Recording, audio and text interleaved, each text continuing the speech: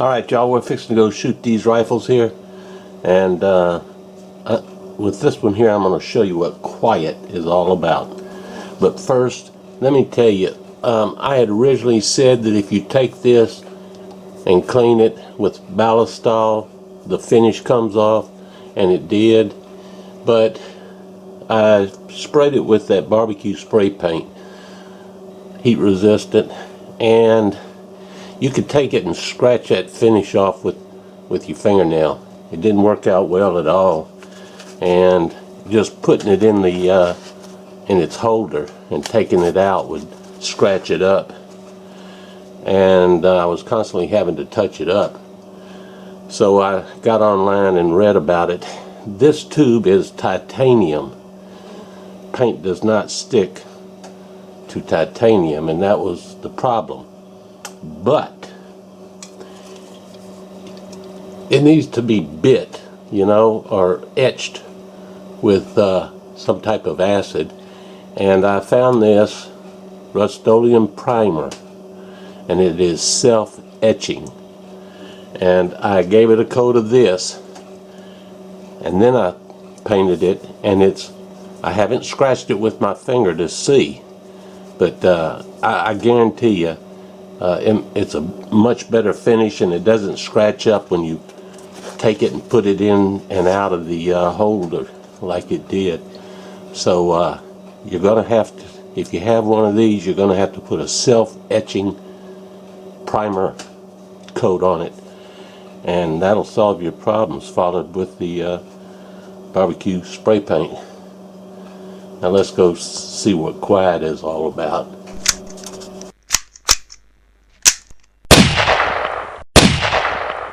Y'all, this is the Savage Mark II. I have the suppressor on it. I am loading it with Aguila Super Calibri. It's 20 grain round. It's like a long rifle CB cap.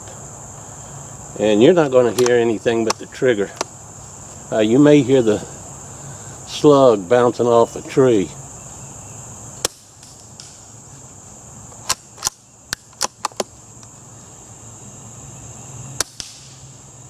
You heard it hit the tree. Quiet as they come. That's going to be sweet. And I have killed rabbits with CB caps. Now, let me take this off, put it on the Ruger American rifle, and I'll be right back. Alright, here it is. It's got the suppressor on it. I'm shooting the same ammunition, Aguila Super Calibri, 20 grain. I'm going to try and hit that target. We're about 50 feet away. And let's give it a shot. Well, I just ejected a shell. Not a problem.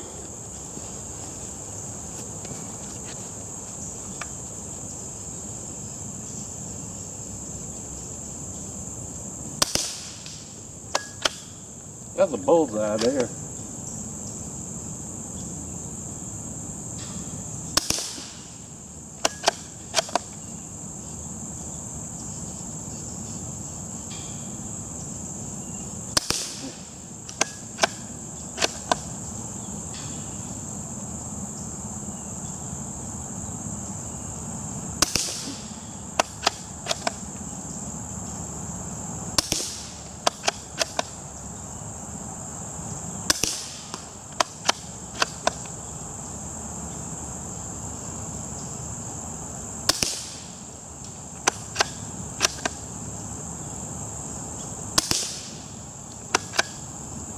I do a lot better with the rest.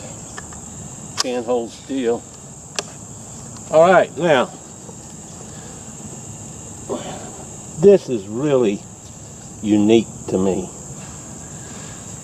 A 1022 with a Volquartsen short bolt in it will not fire a long rifle. The extractor or ejector just isn't strong enough to hold on to the casing. But I got to thinking, See this? This is shorts. Matter of fact, these are CB shorts. And what the hell did I do with the bolt?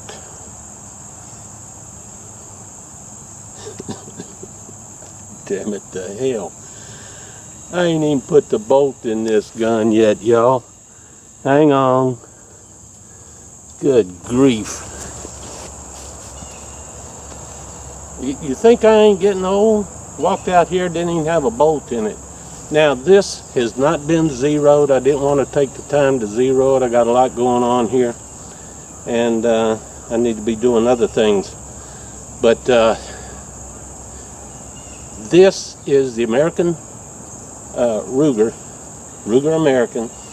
And it has a Volquartsen short magazine in it. Now you can buy these from Volquartsen. I'll put the link down below. There's a couple videos out there I've seen a long time ago where people have gone in and modified these regular Ruger magazines to carry shorts. And so we're going to give it a try. And I'm certain that what I'll end up with is a long rifle that'll shoot shorts. And I will not be really aiming it. I got the caps on because I haven't zeroed it. But let's see what happens. These are CB caps. CB caps.